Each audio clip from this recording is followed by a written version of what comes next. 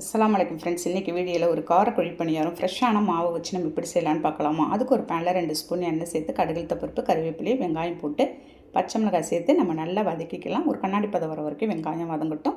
அவ்வளோதாங்க போதும். ரொம்ப நேரம் நம்ம வதக்க தேவையில்ல. ஃப்ரெஷ்ஷான அரைச்ச இட்லி மாவை ஒரு மிக்சிங் போல் நமக்கு தேவையான அளவு சேர்த்துக்கலாங்க. சேர்த்துட்டு நம்ம வதக்கி வச்சுருந்து அந்த வெங்காயம் பச்சை மிளகாய் கருவேப்பிலை எல்லாத்தையும் சேர்த்து நல்லா மிக்ஸ் பண்ணிவிடுங்க. நான் மாவில் உப்பு போட்டிருக்கேன், அதனால் இந்த சமயத்தில் உப்பு போடல. நீங்கள் போடலை அப்படின்னா அந்த சமயத்தில் சேர்த்துக்கோங்க. ஒரு குழிப்பணியார பேனை ஸ்டவ்வில் வச்சு நம்ம போதுமான அளவுக்கு எண்ணெயோ நெய்யோ எது வேணாலும் சேர்த்துக்கலாம். நான் இன்றைக்கி எண்ணெய் தான் சேர்த்துருக்கேன். நம்ம ரெடி பண்ணி வச்சுருந்த மாவு கொஞ்சம் கொஞ்சமாக எடுத்து சேர்த்து ஒரு லோ ஃப்ளேமில் வச்சு அப்படியே பொரிச்சு எடுத்துட வேண்டியதாங்க. சூப்பராக இருக்குங்க. கண்டிப்பாக நீங்கள் இதை ட்ரை பண்ணி பாருங்கள். இதுக்கு நான் ஒரு வேர்க்கடலை சட்னி தான் ரெடி பண்ணியிருக்கேன். ஒரு ஈவினிங் டைமில் குழந்தைங்க ஸ்கூல் விட்டு வந்தாலும் இல்லை நமக்கே ஸ்நாக்ஸ் சாப்பிடணும் போல் இருக்கும்போது நீங்கள் ரெடி பண்ணி சாப்பிட்டு பாருங்களேன். அவ்வளோ அருமையாக இருக்குங்க. நீங்களும் ட்ரை பண்ணி பார்த்துட்டு இந்த வீடியோ பிடிச்சிருந்தா அப்படியே லைக் பண்ணிவிட்டு ஷேர் பண்ணுங்கள். நாளைக்கு பார்க்கலாம். Okay, thank you, by.